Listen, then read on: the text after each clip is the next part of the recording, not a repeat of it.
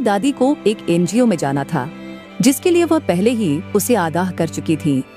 वहां जाकर वह एक बड़ा फंड देना चाहती थी। हालांकि राजवीर खुराना को यह सब दिखावा बिल्कुल पसंद नहीं था। उसे गरीब लोगों से नफरत थी।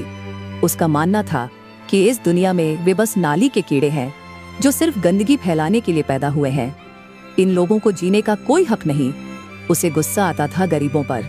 जब उनके पास खुद खाने के लिए भोजन नहीं होता तो वे बच्चे क्यों पैदा करते हैं? इससे गरीबी खत्म होने की बजाय और बढ़ती है। उसका मानना था कि गरीबों को बच्चे पैदा नहीं करने चाहिए ताकि धीरे धीरे दुनिया से गरीबी खत्म हो जाए। यह उसका अपना विचार था। हालांकि कोई उसकी इस राय से सहमत नहीं था। उसकी दादी भी उसे टोक देती थी। गलत बात है राजवीर, ऐसा नहीं कहते। हर इंसान की अपनी ख्वाहिशें और जज्बात होते हैं, फिर चाहे वह गरीब हो या अमीर।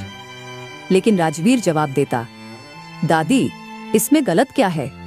जब वे लोग खुद का पेट नहीं भर सकते, अपनी जिंदगी तकलीफ में गुजार रहे होते हैं, तो बच्चों को पैदा करके उन्हें भी गरीब करने की क्या जरूरत है?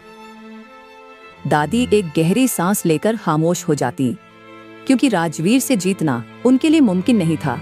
वह ऑफिस से बाहर निकला। सभी कर्मचारी अपने काम में व्यस्त थे। उसने एक नजर उन सब पर डाली और चुपचाप लिफ्ट की ओर बढ़ गया। उसे बाहर आते देख सभी कर्मचारी एकदम सीधे होकर बैठ गए, क्योंकि उन्हें पता था कि अगर गलती से भी कोई चूक हो गई तो वह किसी भी हाल में माफ नहीं करेगा, बल्कि सबक सिखा देगा। वह सीधे अपनी कार में जाकर बैठा और घर की ओर निकल पड़ा। उसका दिमाग घोड़े की रफ्तार से काम कर रहा था। कई दिनों से भूषण नाम का एक पुलिस अफसर उसके काम में रुकावट डाल रहा था, जिससे उसे भारी परेशानियां हो रही थीं। उसकी तेज निगाहें सड़क पर दौड़ती गाड़ियों पर थीं। वह बहुत जल्द एक बड़ा और सफल प्लान तैयार करने वाला था। वह कोई आम इंसान नहीं था।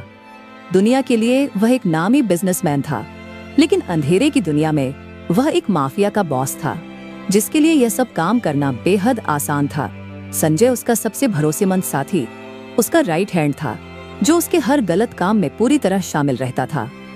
वह इन्हीं बातों में खोया गाड़ी चला रहा था कि अचानक उसकी आंखों के सामने एक लड़की आ गई। या तो वह लड़की बेदहियानी में सड़क पर चल रही थी, या फिर